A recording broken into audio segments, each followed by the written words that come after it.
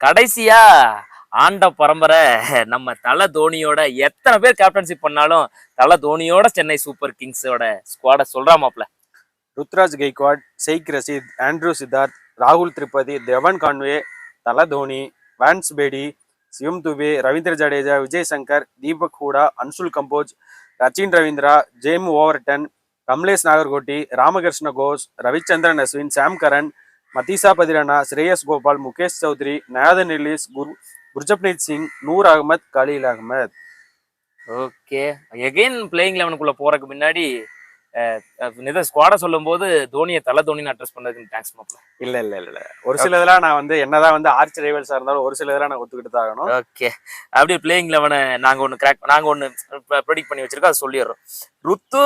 Ruturaj கைக்வாத், டெவன் Conway, ராகுல் திரிபாதி, சிவம் தூபே, தீபக் ஹூடா, சாம் Karan, Ravindra Jadeja, MS Dhoni, Ravichandran Ashwin, Matheesha Pathirana, Noor Ahmad, Khaleel Ahmed இம்பாக்டா வருவார். இதுதான் எங்களோட என்ன பிளேயிங் லெவன்.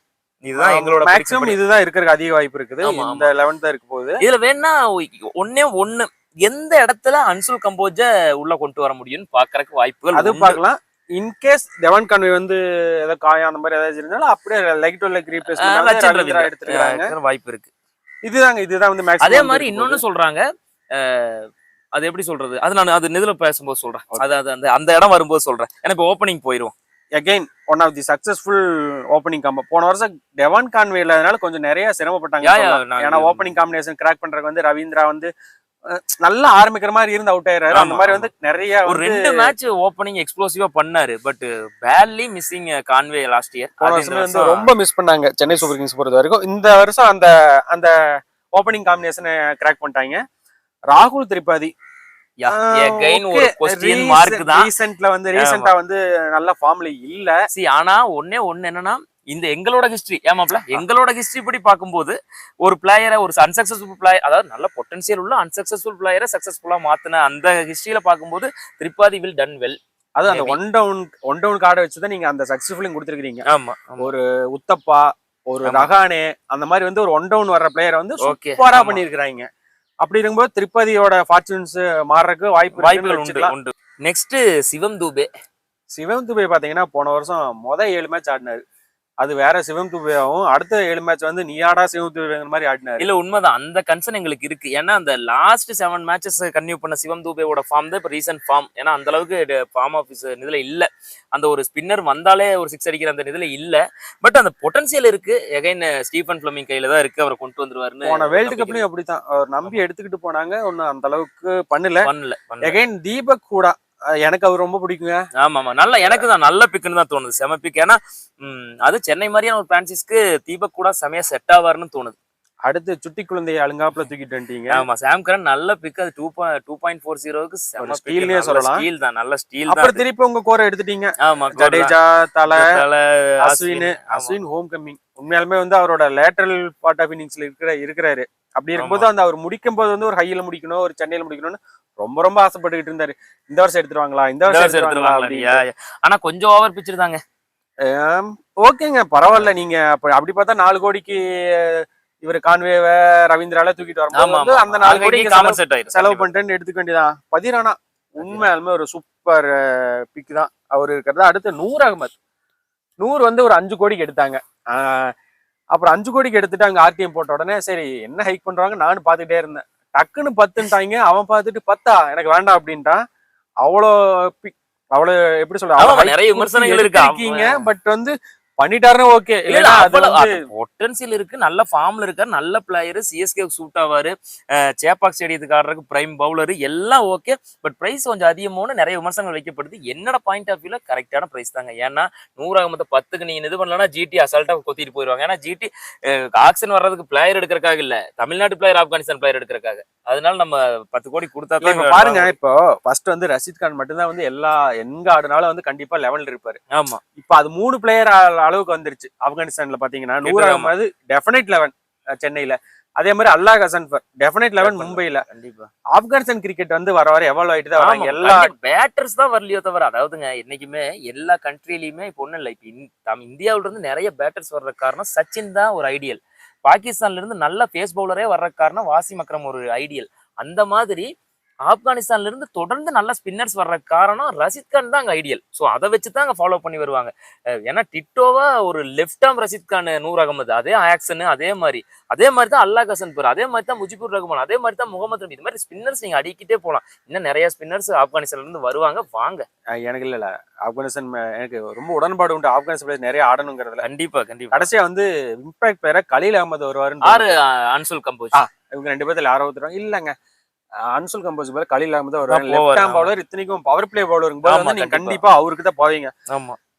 கம்போஸ் கூட போன வருஷம் சென்சேஷன் தான். போன வருஷம் பண்ணாரு. அப்புறம் வந்து டொமஸ்டிக்ல வந்து இந்த வருஷம் ஃபுல்லாவே நல்லா பண்ணாரு. இருக்கு. ரீசன்ட் ஃபார்மை வச்சு போகலன்னா நீங்க சொல்ற மாதிரி ஒரு ட்ரெடிஷனலா, அதாவது சிஎஸ்கேவோட ட்ரெடிஷனை பார்க்கும்போது நிச்சயமா கலீல் அகமது மேக் பிளேயிங் 11 இவருக்கு பதிலா அன்சுல் கம்போஸுக்கு பதிலா எனக்கு ஓகேங்க. டீமா எனக்கு ஓகேவா தான் தெரியுது. எனக்கு என்ன மிஸ் ஆகுதுன்னா, நான் ஒன்னு சொல்றேன். பிளேயிங் 11 வரும்போதுன்னு சொன்னால அதை மிஸ் பண்ணிட்டு பாருங்க. ஆக்சுவலா என்னன்னா, ஒரு சில எக்ஸ்பர்ட்ஸ் என்ன சொல்றாங்கன்னா, அவர் பேர் என்ன, James Overton in place of Sam Curran சொல்றாங்க. ஏன்னா நாங்க ஒரு ஃபாரின் ஃபினிஷர் மிஸ்ஸிங், அதுக்கு ஓவர்டன் பக்காவா இருப்பார். ஏன்னா ஓவர்டனோட வீடியோஸ் அந்த இதெல்லாம் பார்த்தேன். ஃபினிஷிங் ஸ்கில் பயங்கர, ஹிட்டிங் ஸ்கில் இருக்கு. தூக்கி 110 மீட்டர்ல 6 அசால்ட் அடிக்கிறாருங்க. ஸோ அந்த இடத்த சாம் கரன் பண்ண முடியாதுல்ல. அப்படி கிட்ட கிடையாது சாம் கரன். பட் அந்த பவுலிங் ஆப்ஷன் சாம் கரன் அளவுக்கு ஓவர்டன் கிட்ட இருக்காங்கிறதெல்லாம் சொல்ல முடியாது. பட் ஓவர்டன் டீசன் நல்ல பவுலருங்கிறனால ஸ்டார்டிங் லெவல் எனக்கு தெரிஞ்சு கரன் தான் போவார். இல்ல அதுதான் ஏன்னா ட்ரெடிஷனல் தான் சொல்றேன். ஐபிஎல் பொறுத்த வரைக்கும் ப்ரூவ் பண்ணியிருக்காரு. இல்ல எனக்கு நான் என்ன வந்து எனக்கு சில மைனஸ் இந்த டீம்ல தெரியுதுன்னா, ஓகே அகைன் நான் நீங்க சொன்ன அதே இடத்துக்கு தான் ராகுல் திரிபாதி. நீங்க டைம் அண்ட் அகைன் வந்து நீங்க அதை பண்ணிருக்கீங்க முத்தப்பா வச்சு. பட் அதெல்லாம் சக்சஸ்ஃபுல்லா அமைஞ்சிருச்சு. ஆமா ஆமா. திரிபதி அமைஞ்சா ஓகே, எல்லாமே நம்ம நினைக்கிற ரிசல்ட் வருமானு தெரியல. தீபக் கூடாம அப்படித்தான். சோ அது ரீசன்ட் ஃபார்ம். மிடில் ஆர்டர் கொஞ்சம்ல வேணாம், என்னை பொறுத்த வரைக்கும் கொஞ்சம் நல்லாவே வீக்கா இருக்க மாதிரி பல்லளிக்குது. ஆமா. ஏன்னா அதுவும் இல்லாம அந்த ஃபாரின், அதாவது நம்ம கிட்ட சொன்னதே ஒரு ஃபாரின் பேட்டர் ஃபினிஷர் வேணும்னு, அதையும் எடுக்கல. ஆல்ரெடி தோனி 10 பால் பேட்டர் ஆட போறாரா இல்ல ஒரு 5 ஓவர் பேட்டர் ஆட போறாங்கிறத தெரிஞ்சு இல்லைங்க. அவரு நீ 10 பால் பேட்டர் தான். ஏன்னா அவரோட ஏஜ் ஃபேக்டர், அவரோட இன்ஜுரி ஃபேக்டர், அதுக்கு மட்டும் இல்ல. லாஸ்ட் இயர் வந்து ஏஜ் ஃபேக்டர்ங்கிறத விட முக்கியமான காரணம் என்னன்னா நீ ப்ராப்ளம் தான். இப்ப அந்த நீ ப்ராப்ளம் எந்த அளவுக்கு இருக்குங்கிறத பொறுத்து 10 பால் பேட்டர் ஆடுறாரா இல்லையான்னு தெரியும். எப்படிங்க அது மாறிடுவா போகுது அடுத்த வருஷம். அதுக்கப்புறம் தானே இன்ஜுரி இதுக்கே போனாரு. அதுக்கப்புறம் தான் சர்ஜரிக்கே போனதுனால மேபி, அதாவது தோனி, அதாவது மறுபடியும் அதை நான் கோட் பண்ண விரும்புறேன். ஏன்னா அவங்களுக்கு கிரெடிட் கொடுத்துடணும். ஜாய் பட்டாச்சாரியா சொன்ன மாதிரி தான், தோனி வந்து 10 பால் பேட்டர் ஆடுறாரா ஒரு 15 ஓவர்ல வர்ற பேட்டர் ஆடுறாரா அப்படிங்கிறத பொறுத்து இந்த இது ஒரு பிளேயிங் 11 இந்த பேட்டிங் இதே மாறும். பவுலிங் என்ன பொறுத்தவரையிலும் பக்காவா தான் இருக்கிற மாதிரி. பவுலிங் ஓகே, மிடில் பேட்டிங்லயும் ஓப்பனிங் 2 பேரும் சூப்பரா இருக்கு. மிடில் ஆர்டர் கொஞ்சம் நல்லாவே மைனஸா இருக்குது. இந்த டீமை பொறுத்த வரைக்கும் நீங்க என்ன நினைச்சாலும் சரி, இவங்க எனக்கு தெரிஞ்ச இந்த 4 ஃபர்ஸ்ட் 4ல கிராக் பண்ண மாட்டாங்கன்னு தோணுது. ஏன்னா மிடில் ஆர்டர் வந்து ரொம்ப வீக்கா தெரியுது. இது ரொம்ப பயங்கரமான ஒரு குற்றச்சாட்டா பாரு. அதாவது கப்படிப்பாக்க ஒரு கண்டென்ட்ரா தெரியல அப்படின்னு சொல்லுவாருன்னு எதிர்பார்த்த. ஆனா மாப்பிள்ள என்னன்னா, கண்டிப்பா இதுக்கே வாய்ப்பு கம்மி, பிளே ஆஃப்ஸுக்கு வாய்ப்பு கம்மிங்கிறீங்க. நல்லா தெரிஞ்சுக்கங்க, மற்ற டீம் எல்லாம் பிளே ஆஃப்ஸ்ல எப்படியாவது பிளே ஆஃப்ஸுக்கு முன்னேறணுங்கிறக்காக தான் ஐபிஎல் விளையாட வருவாங்க. ஆனா சென்னை அப்படி கிடையாது. பிளே ஆஃப்ஸ்ங்கிறது அவங்களுக்கு 14 மேட்ச் மாதிரி 16 மேட்ச் அவங்களோட ரேடார்ல இருக்கு. அவங்களோடது வந்து ஒன்லி ஒரே ஒரு விஷயம், ஃபைனல்ல கப் அடிக்கணும். அதுக்காக வர்றவங்க தான் சென்னை. ஸோ சவாலுங்க இது. நீங்க வேணா இன்னொரு தடவை வீடியோ வேணாலும் பண்ணுவோம். ஐபிஎலுக்கு அப்புறம் சென்னை கப் அடிக்கல, நிச்சயமா பிளே ஆஃப்ஸ் மேக் பண்ணுவாங்க. இல்ல எனக்கு என்ன இல்லை, நான் ஏன் சொல்றேன்னு உங்களுக்கு சொல்லிட்டேன் தெளிவா. மிடில் ஆர்டர் ரொம்பவே வீக்கா இருக்குது. ஒன்ஸ் இவங்க 2 பேரும் செட் ஆயிட்டாங்கன்னா மேட்ச் முடிச்சிருவாங்க. கண்டிப்பா ஆன் பேப்பர்ல ஸ்ட்ராங்கா தெரியற டீமை விட வீக்கா தெரியறது மத்த பிரான்சைஸ் எதுக்கா வேணாலும் இருக்கலாம். ஆனா இருக்கிற வீக்கா தெரிஞ்சு கப்படிச்ச ஹிஸ்டரி எங்களுக்கு இருக்கு. சோ நிச்சயமா இந்த ஸ்குவாடு ஒரு பிளேயிங் 11 லுக்ஸ் ஒரு எப்படி சொல்றது, ஒரு வீக் தான். ஆனா இந்த வச்சுக்கிட்டு அடிக்கக்கூடிய எபிலிட்டி இருக்கு. மாஸ்டர் மைண்ட் இன்னும் எங்ககிட்ட ஸ்டில் இந்த 11 மாஸ்டர் மைண்ட் இருக்கு.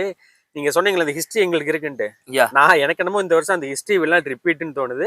என்னோட 4 டீம்ஸ் நான் சொல்லிட்டு போயிடுறேன். மும்பை, பஞ்சாப், டெல்லி, எஸ்ஆர்ஹெச். இவங்க 4 பேர் தான் உள்ள போறாங்கன்னு நினைக்கிறேன்.